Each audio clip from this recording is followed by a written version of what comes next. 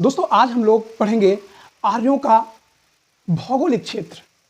भौगोलिक क्षेत्र का मतलब है आर्य जब हिंदुस्तान की पृष्ठभूमि पर आए तो प्रारंभिक क्षेत्र में वो कहां पर बसे और फिर धीरे धीरे उनका प्रसार किधर की तरफ बढ़ा, किन क्षेत्रों में बढ़ा।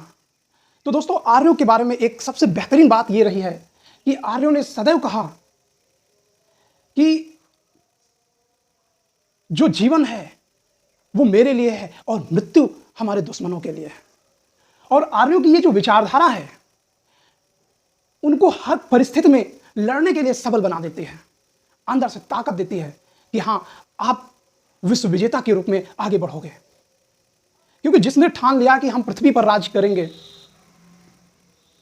उसका विस्तार हुआ, और जिसने नहीं ठाना वो धीरे धीरे नष्ट नाबूद हो गया।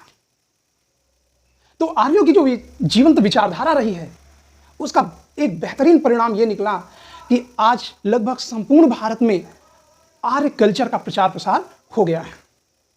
तो सबसे पहले हम ये देखते हैं आर्य कहाँ के निवासी थे। तो आर्यों के बारे में जो सर्वमान्य मत है वो मध्य एशिया है। कौन सा? मध्य एशिया, यानी ये क्षेत्र। अब इस क्षेत्र में बड़े बड़े चरागाह पाए जाते थे, और जब बड़े बड़े चरागाह पाए जाते थे तो वहां पर पशुपालन व्यवसाय बहुत फलता फूलता रहा। लेकिन यहां की साइबेरियन आने वाली ठंडी हवाएं लोगों को कड़ाके की सर्द में चारों तरफ बर्फ का बर्फ मैदानों में बिछ जाता था। परिणामतः जानवरों के लिए खाद्यान्न यानी चारागाह या भूसा या घास मिलना मुश्किल हो जाता था। तो परिणाम स्वरूप ऐसा कुछ हुआ होगा कि जलवायु परिवर्तन हुआ होगा, और आर्य धीरे धीरे इस दिशा की तरफ बढ़े अपने पशुओं के साथ। तो ये अफगानिस्तान का एरिया है, ये पाकिस्तान का एरिया है, और ये आप भारत तो देख ही रहे हैं, ये इंडिया है। तो जब आर्य इधर की तरफ बढ़े तो हम कैसे समझेंगे कि आर्यों का भौगोलिक क्षेत्र कौन सा है। तो आर्यों के जो सबसे महत्वपूर्ण ग्रंथ हैं वो हैं वेद। और वेदों से, जैसे प्रारंभिक वेद है ऋग्वेद से हमें बहुत सारे नदी पहाड़ पठारों के बारे में वर्णन मिलता है, और इसी से अंदाजा लगाते हैं कि आर्यों का प्रारंभिक भौगोलिक क्षेत्र कहां पर था। तो जब आर्य इस दिशा में आए, प्रारंभ में यह कहा जाता है पंजाब के सिंधु नदी के आसपास जो है ये बसे। तो ये आपका भारत का मैप है, और आपका ये पता है कि ये पाकिस्तान है और ये अफगानिस्तान है। अफगानिस्तान, पाक, और ये इंडिया है। तो वेदों में हिमालय पर्वत का उल्लेख मिलता है। तो इसका मतलब क्या है? ये हिमालय पर्वत है। तो हिमालय का इसका उत्तरी क्षेत्र क्या था? हिमालय पर्वत। और रेवित्रा नदी यानी नर्मदा नदी का उल्लेख मिलता है, और ये आपका नर्मदा नदी है। प्रारंभ में नर्मदा नदी का उल्लेख मिलता है, और यहां गंडक नदी है। तो इस तरीके से ये देखने को ये यहां पे गंडक नदी पड़ेगी, ये गंडक नदी। तो प्रारंभ में ये देखने को मिलता है इनका जो ये क्षेत्र था, एक बड़े क्षेत्र में क्या हो गया? प्रचार प्रसार हो गया। ठीक है ना। तो आर्यों का ये क्या था? प्रारंभिक क्षेत्र था। और जैसे जैसे अपनी कल्चर के साथ गंगेटिक क्षेत्र में प्रवेश किए, और फिर दक्षिण भारत में ये प्रवेश करते गए। जैसे दक्षिण भारत में ऋषि अगस्त को दक्षिण भारत में आर्य संस्कृत का प्रचार प्रसार करने का श्रेय दिया जाता है। तो इसी तरीके से आर्य कल्चर धीरे धीरे पूरे भारत में क्या हो गई? फैलती गई।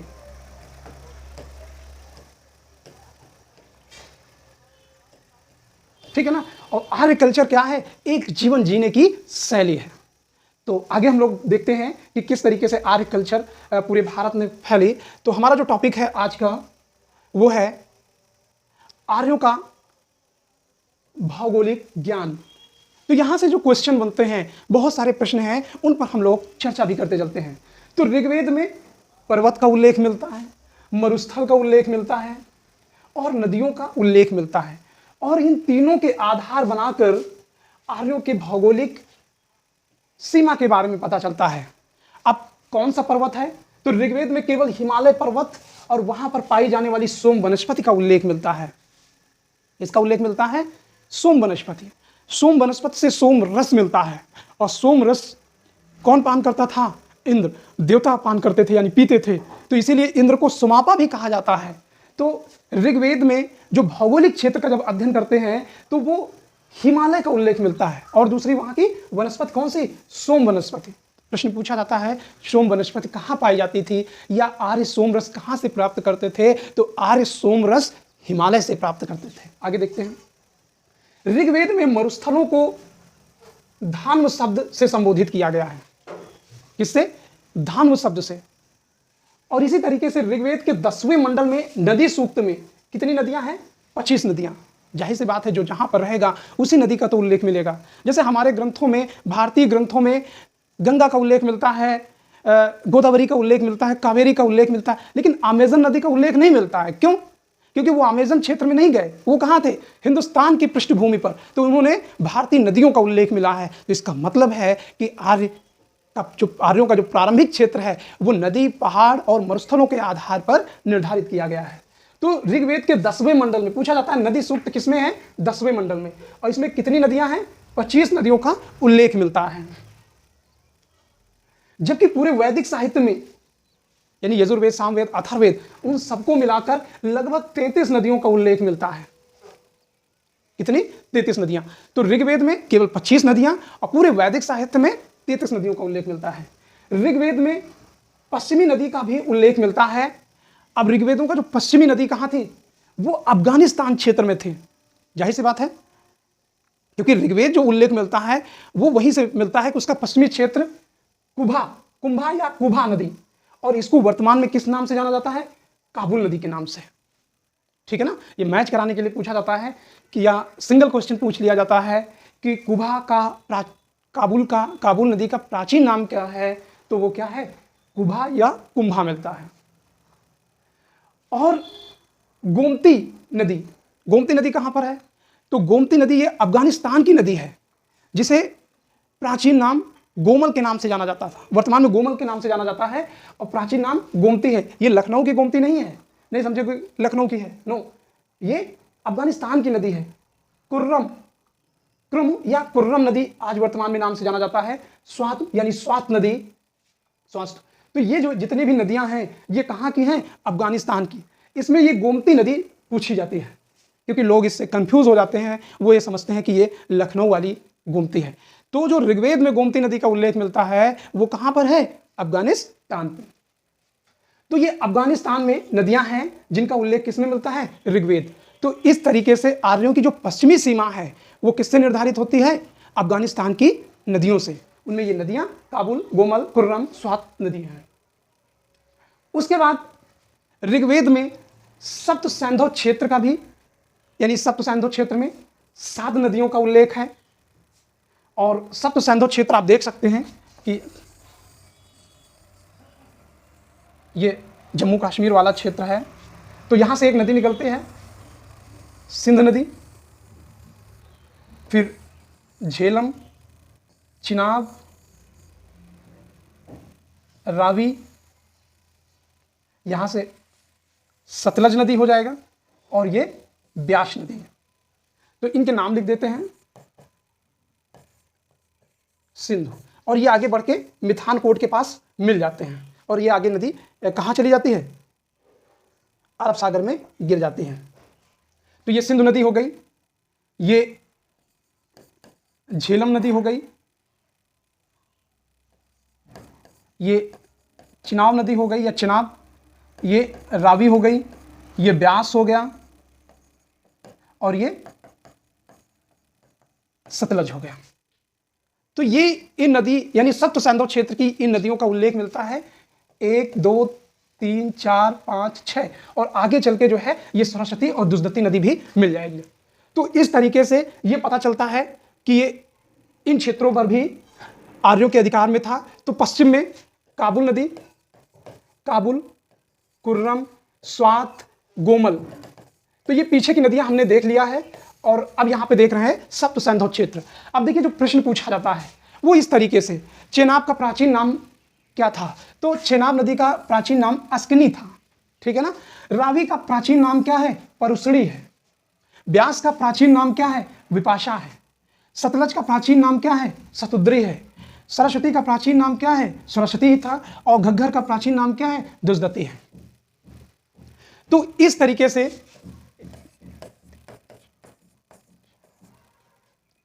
ये नदियां क्या हो गई, इसमें सतलज छूट गया है, सतुद्री नाम है उसका, नहीं सतलज तो है, ब्यास भी है, झेलम, ठीक है ना।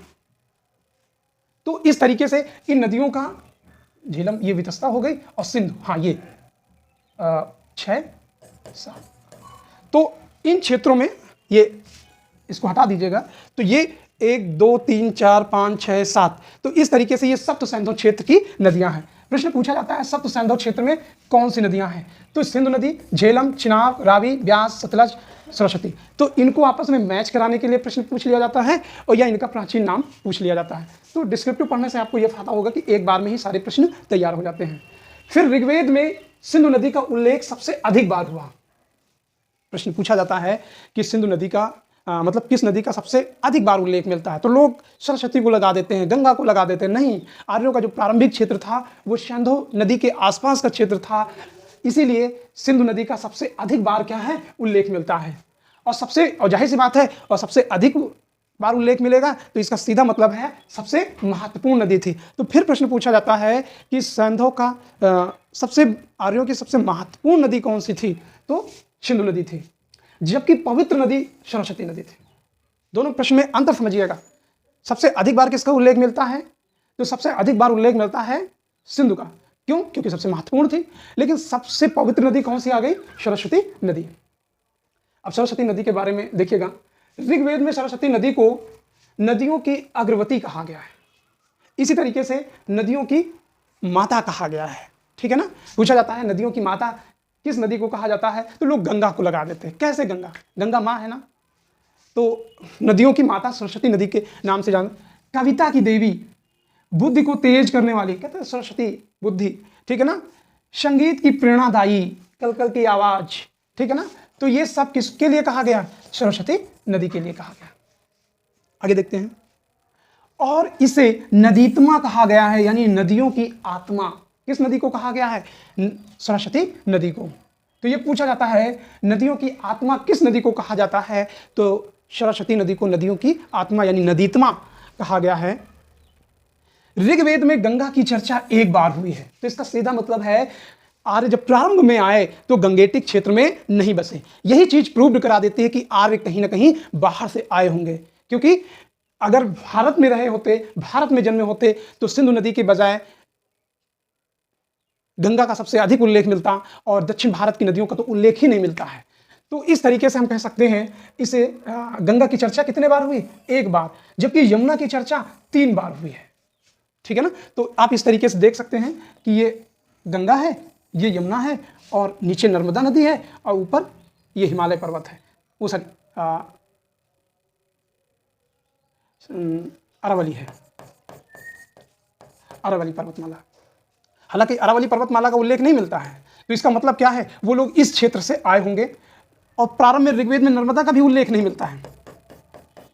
किसका, ये यमुना है, और यमुना का 3 बार उल्लेख मिलता है, और ये गंगा है, गंगा का 1 बार उल्लेख मिलता है। तो इसी से पता चलता है कि आर्य इस दिशा से आए होंगे। नदी सूक्त में अंतिम नदी किसका है, पूछा जाता है कि 10वें मंडल का जो नदी सूक्त है उसमें सबसे अंतिम नदी कौन सी है, तो वो है गोमती नदी। और गोमती ये कौन सी है, अफगानिस्तान की, ना कि लखनऊ की। फिर रेवेत्रा नदी, रेवेत्रा ये नर्मदा नदी को कहा गया है, और इसका उल्लेख किसमें मिलता है, शतपथ ब्राह्मण में। और जाहिर सी बात है शतपथ ब्राह्मण बाद का है, ऋग्वेद के काफी बाद का है। तो इसका मतलब क्या है, नर्मदा नदी का प्राचीन नाम क्या है, रेवेत्रा, और इसका उल्लेख किसमें मिलता है, शतपथ ब्राह्मण में। फिर अगला नाम मिलता है सदानीरा नदी। कौन सी नदी है, सदानीरा। सदानीरा का मतलब अर्थ होता है जिसमें सदैव पानी उपस्थित हो, इसीलिए उसको क्या कहा गया है, सदानीरा नदी। इसका वर्णन भी किसमें मिलता है, शतपथ नदी, शतपथ ब्राह्मण में। सदानीरा का जो वर्तमान नाम है वो पूछा जाता है, गंडक वर्तमान नाम है, ठीक है ना। और ये कहाँ है, बिहार में पड़ेगा, जो हिमालय से निकल के बिहार में आ जाते हैं। अब आर्यों का विस्तार देखते हैं। यानी आर्यों का जो फैलाव था उसके बारे में हम लोग देखते हैं।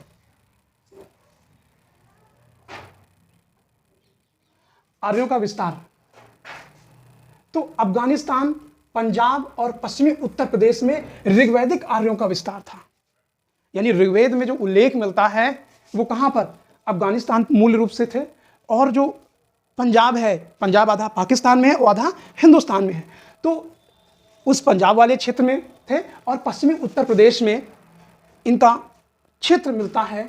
और ये सब ऋग्वेद में आर्यों का प्रारंभिक विस्तार माना जाता है। सतलज से यमुना नदी के बीच का क्षेत्र, इसे क्या कहा जाता है, ब्रह्मवर्त कहा जाता है। सतलज नदी, ध्यान दीजिएगा, ये ऊपर सतलज नदी है, ये अरावली पर्वतमाला है, ये नर्मदा नदी है, और ये गंगा है, और ये यमुना है। तो इस तरीके से ये जो बीच वाला क्षेत्र है, कौन से, सतलज नदी से और यमुना नदी के बीच ये क्षेत्र, इसी को ब्रह्मवर्त कहा गया है।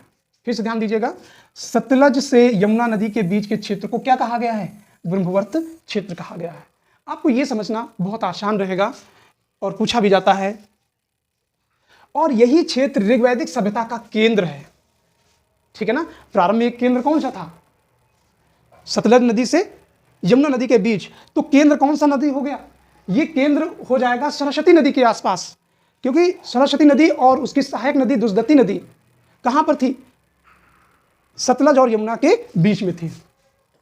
तो ऋग्वैदिक सभ्यता का केंद्र यही था। इसकी पूर्वी सीमा यानी उत्तर में हिमालय या तिब्बत कह सकते हैं, उत्तर में तुर्किस्तान, पश्चिम में अफगानिस्तान और दक्षिण में अरावली पर्वतमाला। ये ऋग्वैदिक का आर्यों का विस्तार बताया जा रहा है।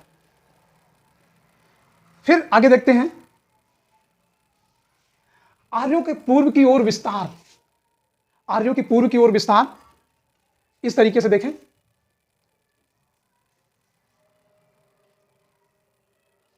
यहां पर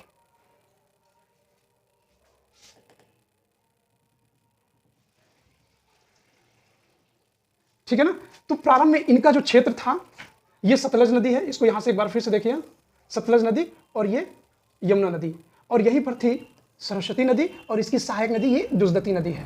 तो इस क्षेत्र को भी ब्रह्मवर्त कहा जाता है और सतलज और यमुना के बीच के क्षेत्र को भी ब्रह्मवर्त कहा जाता है। क्या कहा जाता है, ब्रह्मवर्त क्षेत्र। जबकि ये गंगा नदी है, गंगा और सतलज के बीच का ये क्षेत्र जो डाट डाट से इंगित किया जा रहा है, इसको ब्रह्मवर्त क्षेत्र कहा गया है। कौन सा ब्रह्मवर्त क्षेत्र, कौन सा हो गया, गंगा और यमुना के बीच में। और जो ब्रह्मवर्त क्षेत्र है, ठीक है ना, इसी को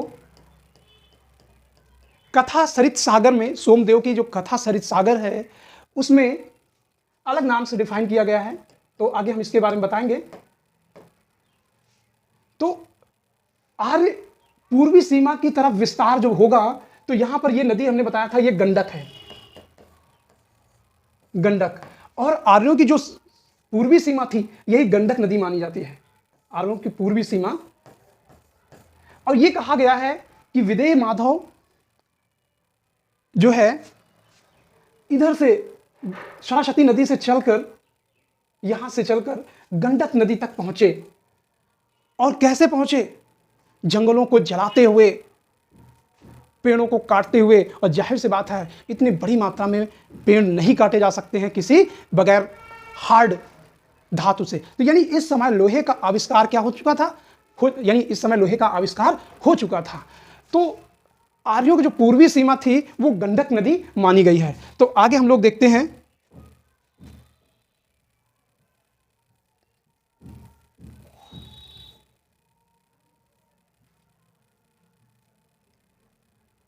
हाँ,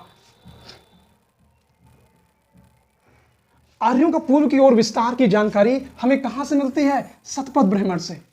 और इसमें क्या कहा गया है, एक कथानक मिलता है, आख्यान मिलता है। विदेह माधव ऋषि गौतम रावगढ़, विदेह के राजा, ठीक है, माधव, और ऋषि गौतम रावगढ़, ये दोनों लोग कहां से चले, सरस्वती नदी, पीछे हमने मैप में दिखाया है कि सरस्वती नदी कहां, वहां से चलकर सदानीरा नदी पार करके कहां पहुंचे, विदेह राज्य पहुंचे। सदा नीरा नदी, इसी का जो प्राचीन नाम है, इसका प्राचीन वर्तमान नाम है गंडक। सदा नीरा का अर्थ है जिसमें सदैव पानी हो, तो उसी को कहा गया है सदा नीरा। तो कहां से? सरस्वती नदी से चलकर, सरस्वती नदी यानी हरियाणा से चलकर, हरियाणा से होते हुए, इलाहाबाद मत मानिएगा सरस्वती नदी, कहां पे? हरियाणा से। हरियाणा राजस्थान के बीच का क्षेत्र था, वहीं पर सरस्वती नदी, वहां से चलकर उत्तर प्रदेश होते हुए बिहार पहुंचे। और ये पैदल गए थे या रथ से गए होंगे, इसके अलावा कोई अतिरिक्त साधन नहीं था। और जंगलों को साफ करते हुए, क्या करते हुए? जंगलों को साफ करते हुए और जंगलों में आग लगाते हुए, संभवतः जो उत्तर भारत का मैदान है जिसपे जंगल उगा था, उस जंगल को नष्ट करने का श्रेय विदय माधव और ऋषि गौतम रावगढ़ को दिया जाता है। इन लोगों ने क्या किया? पूरे जंगलों को सफा कर दिया। और यह काम दो ही तरीके से हो सकता है, एक तो आग लगा दिया जाए और दूसरा है लोहे की कुल्हाड़ी का इस्तेमाल करके पेड़ों को काट दिया जाए। तो इस तरीके से ये लोग सरस्वती नदी से चलकर कहां पहुंचे? गंडक नदी यानी सदा नीरा नदी और विदेह राज्य पहुंच गए। और यही जो है आर्यों की क्या थी? पूर्वी सीमा। तो पूछा जाता है आर्यों की पूर्वी सीमा क्या थी? तो गंडक नदी थी। अथर्ववेद में उल्लेख मिलता है कि मगध और अंग आर्य संस्कृत से बाहर थे। मगध यानी पटना, बिहार वाला क्षेत्र। ये क्या है? अंग, भागलपुर वाला क्षेत्र, अंग डिस्ट्रिक्ट। अंग के बारे में कहानी मिलती है, वो कहानी आगे चल के हम लोग डिफाइन करेंगे।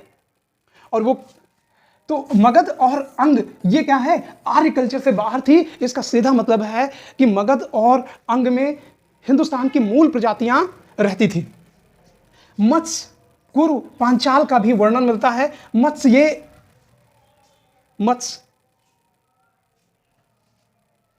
ये यमुना नदी के आसपास का क्षेत्र है। कुरु हरियाणा, पांचाल बरेली वाला क्षेत्र है। तो मध्य देश में आर्यों का संघर्ष किससे हुआ?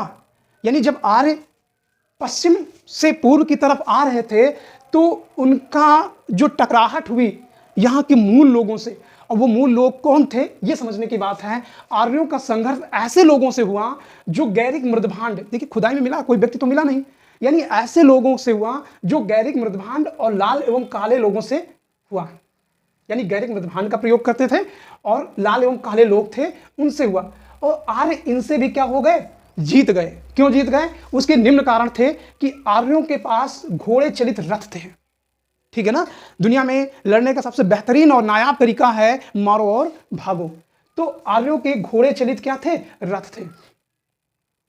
और दूसरा है कांसे के अच्छे उपकरण थे। ठीक है ना? यानी औजार बनाए गए थे। और कवच, सुरक्षा के लिए कवच था जो शरीर में पहने जाते थे। और जो गैरिक मृदभांड के लोग थे इनके पास ऐसे औजार, ऐसे रथ वगैरह नहीं थे। परिणाम स्वरूप गैरिक मृदभांड और लाल काले लोग क्या है? यूज करने वाले लोग मारे गए। और उन क्षेत्रों में किसका प्रसार हो गया? आर्य संस्कृति का। और इस तरीके से आर्य धीरे धीरे उत्तर भारत में फैल गया। और फिर आगे आप पढ़ेंगे कि दक्षिण भारत में आर्य संस्कृति का प्रचार प्रसार करने का श्रेय किसको दिया जाता है? अगस्त ऋषि को दिया जाता है। तो अगस्त ऋषि ने क्या किया? दक्षिण भारत में आर्य कल्चर का प्रसार किया। तो इस तरीके से आज का टॉपिक ये कंप्लीट होता है। अगले टॉपिक में हम लोग पढ़ेंगे आर्यों का राजनीतिक जीवन। दोस्तों आज के टॉपिक पे यहीं तक। अगर आपको अच्छा लगे मेरे चैनल को सब्सक्राइब करिए, लाइक करिए, कमेंट करिए और अपने दोस्तों को शेयर करिए। Thank you.